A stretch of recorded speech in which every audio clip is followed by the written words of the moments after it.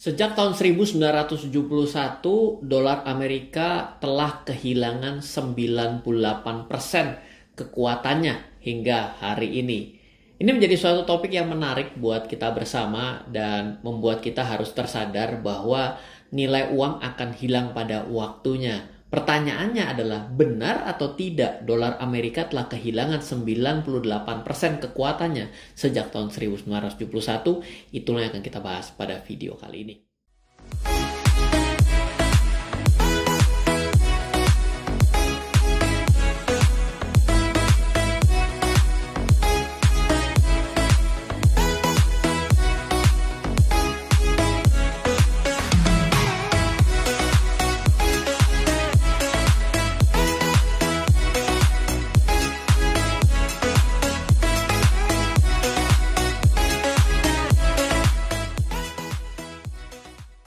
Welcome back di RF Channel on YouTube, back with Ryan Filbert dan juga Forex IMF, di mana Forex IMF adalah salah satu pialang perjangka terdaftar dan diawasi Bapepti di Indonesia, ingin sekali mengedukasi masyarakat Indonesia untuk bisa memberikan cara yang baik dan benar dalam kita melakukan trading, perdagangan, Forex, komoditi, dan indeks. Buat Anda yang belum mencoba atau belum memiliki akun untuk mulai trading Forex ataupun perdagangan komoditi dan indeks derivatif, Anda bisa mencoba di Forex IMF dengan cara akses langsung di foreximf.com.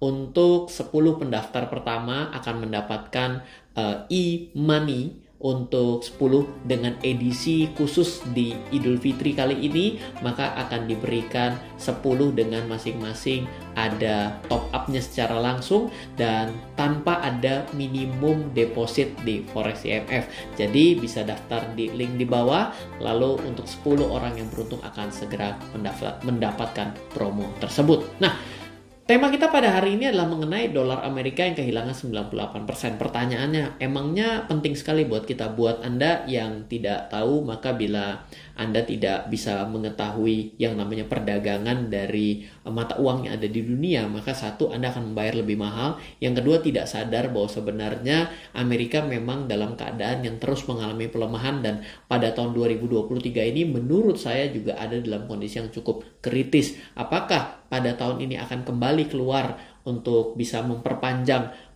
masa kekuatan daripada dolar untuk menguasai perdagangan dunia, atau justru menjadi awal dan juga menjadi bagian terakhir daripada kehancuran? Itu kita juga tidak bisa tahu, tapi yang jelas adalah kita perlu mengetahui aspek untuk yang ada hubungannya dengan uang yang ada di kantong kita. Dengan cara itulah kita bisa melakukan yang namanya mendapatkan keuntungan seperti itu. Nah, yang pertama, saya mendapatkan tulisan ini dari teman saya ya teman saya ini baik ya gitu ya, karena saya jadi tidak perlu mencari inspirasi dalam membuat topik-topik.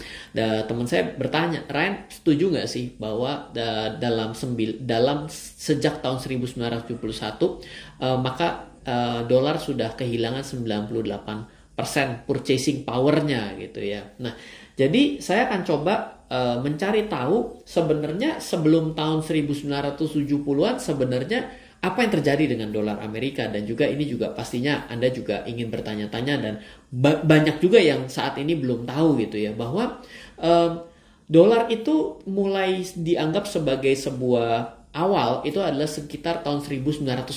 Jadi penggunaan dolar sebagai sebuah mata uang sebenarnya menurut saya belum terlalu lama ya. Artinya kan baru satu abad yang lalu, 1914 ditambah 100 tahun baru menjadi 2014. 2014 baru ditambah pada saat ini pun juga masih belum begitu lama gitu ya. Artinya satu abatan lah US dollar mulai menjadi the world's strongest currency. It is the official currency of the United States. Jadi baru tahun itulah menjadi sebuah official currency yang diakui seperti itu, dan juga as well as several other countries. Jadi juga digunakan pada country lainnya menggunakan US dollar, kira-kira seperti itu. Nah, pertanyaannya adalah sejak tahun 1914 lalu dikatakan pada tahun 1970 sampai dengan pada hari ini US dollar mulai kehilangan kekuatan 98%. Tapi yang menarik adalah 2023 sebenarnya US dollar masih tergolong kuat. Kenapa? Karena termasuk sebagai 10 strongest dari currency yang ada di dunia. Nah, dimulai dari Kuwait, lalu ada Kuwait dinar, ada Bahrain dinar, ada Omani rial, dan juga ada dinar dari Jordania. Artinya dinar ini kuat sekali ya.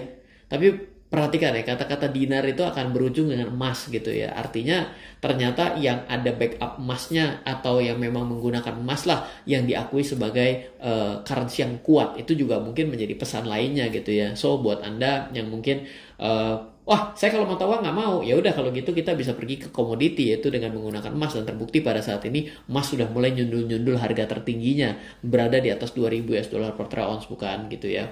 Ada Gibraltar pound, ada British pound sterling, ada Cayman Island dollar, ada Swiss franc, ada euro, dan diakhiri adalah United States dollar. Jadi kalau dibilang bahwa tidak menjadi strongest, kayaknya 10 besar sih masih strongest ya gitu ya. Dan mau tidak mau, suka tidak suka, ini juga ternyata diurut berdasarkan lebih tinggi dari dolar itu sendiri gitu. Jadi masih ada 9 lebih tinggi daripada si US dollar. Meskipun kemarin euro sempat di bawah 1 US dollar loh ya. Itu udah mulai deg-degan orang juga dan mulai bilang ke 0,8 US dollar gitu. Nah, sebenarnya kenapa sejak tahun 1970 yang namanya dolar tidak lagi menjadi kuat, itu sebenarnya karena cerita tahun 1971. Oke. Cerita apa di tahun 1971? Ternyata di tahun 1971 itu adalah mengakhiri namanya adalah Bretton Woods System. Bretton Woods System itu tepatnya adalah 1946 menuju 1971, di mana ada par value antara British, Jerman, dan France ya, Prancis itu dengan US dollar. Ya, jadi ketika US dollar ini di backup dengan gold, di mana emas itu adalah setara 35 US dollar per troy ounce, maka di situ terjadi suatu konsep tidak bisa orang itu bisa mencetak uang kertas tanpa ada backup emas yang akan par terhadap US dollar. Ibaratnya gitu. Par itu artinya ada nilai kesetaraan gitu ya. Dan US dollar akan di backup oleh gold dengan nilai 35 US dollar per troy ounce. Ini yang terjadi akibat Bretton Woods System yang dibuat dan diperjanjikan 1946 sampai dengan 1971. Namun diakibatkan pada masa pemerintahan Richard Nixon atau Presiden Nixon yang pada saat itu kesulitan keuangan dan sehingga tidak mampu lagi untuk membackup dengan emas, maka mereka tidak lagi mencetak uang dolar dengan di backup gold. Disinilah mulai kehilangan nilainya seperti itu. Makanya ketika kita berbicara dalam konsep siapakah yang memang menjadi satu penguasa dalam sistem moneter di dalam 2 abad, maka kira-kira yang ada di layar inilah leader, reserve asetnya, dan sistemnya gitu ya. Jadi kalau misalnya kita melihat dolar standar itu ya 1971, 1973 dengan melakukan reserve asetnya dolar. Leadersnya ya US sendiri. Tapi sebelum daripada 1971 itu adalah gold dan dolar. Dan gold dan dolar itu ternyata punya usut sudah sejak tahun 1914. Dan sebelum 1914 itu ada gold dan pound. 1873 ke bawah maka gold dan silver. Jadi boleh dibilang gold itu sudah lama digunakan, baru mulai digantikan konsep ini dengan model reserve asetnya adalah dolar adalah 1971-73. Tapi ketika lewat dari 73, maka mulai ada dolar, mark, dan pound. Lalu 1985 ada dolar, mark, dan yen. Lalu 1999 dan selanjutnya dolar, euro, dan yen. Makanya ini adalah 3 mata uang yang biasa dipakai secara internasional pada saat ini seperti itu. Nah, jadi dari konsep inilah kita melihat adanya pergeseran dan perubahan dari waktu ke waktu seperti itu. Nah, inilah kita mendefinisikan purchase power yang mulai mengalami kehilangan dari US dollar, di mana katanya telah mengalami pelemahan sebesar 98%. Bagaimana cara mengukurnya? Sejak tahun 1970-an, maka ketika kita berbicara 1971, maka kita bisa membeli 17 orange. Gitu ya, 6,39 di sini. Tapi ketika di 1970 ini the gold standard is abundant ya, jadi artinya tidak lagi di backed by gold di sini, itu mulai tahun 1971 gitu ya. Di sini maka kita bisa lihat bahwa $1 itu hanya bisa membeli 1 McDonald's coffee.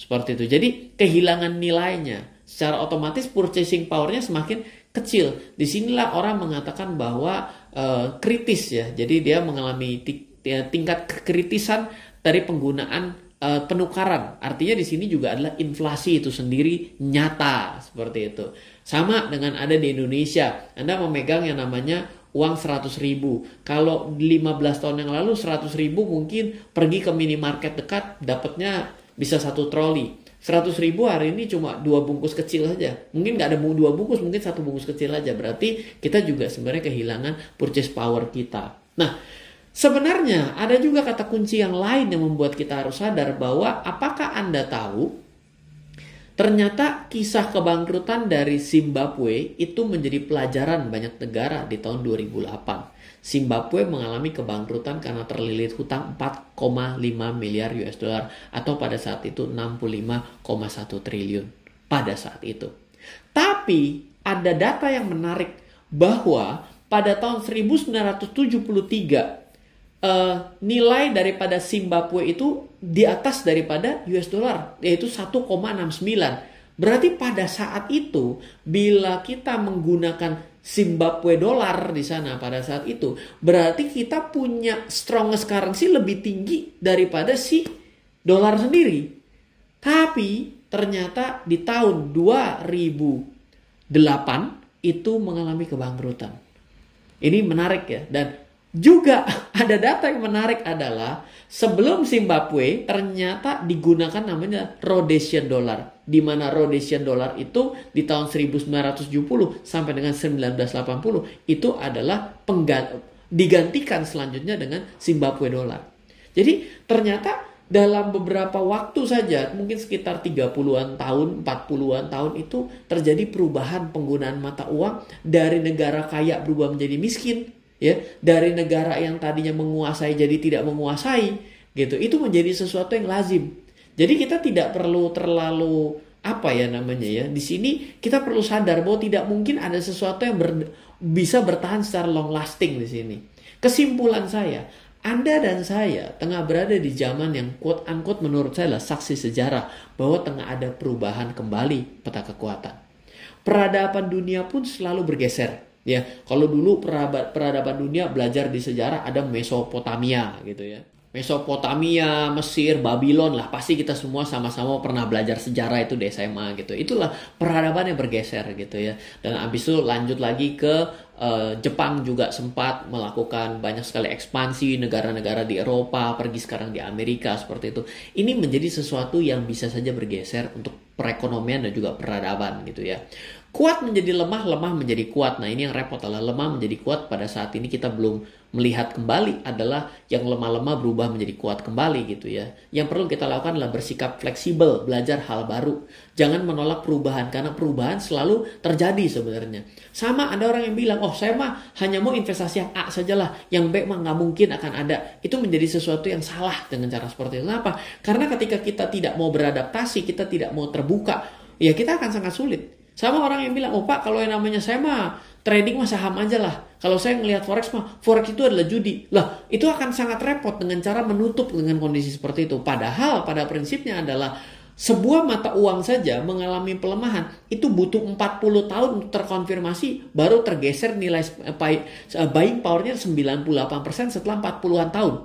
Artinya adalah ini menjadi sesuatu yang bergerak secara tidak bisa dibilang cukup cepat ya 40 tahun itu gitu ya. Kalau kita lihat dari 1 abad saja tadi, 2 abad saja kita bisa melihat begitu banyak perubahan dari penggunaan reserve-nya seperti itu dari currency itu sendiri gitu. Jadi kita perlu bisa belajar dan tidak bisa kita menutup diri, oh saya mah tidak maulah melihat derivatif. Semoga dari poin ini kita bisa sadar bahwa pemikiran terbuka itu sangat baik dan kita sadar bahwa tidak ada sesuatu yang terlalu bagus untuk dibeli dan selalu jelek untuk dijual, itu tidak bisa seperti itu. Dan makanya kita harus terbuka, strategi itu up and down.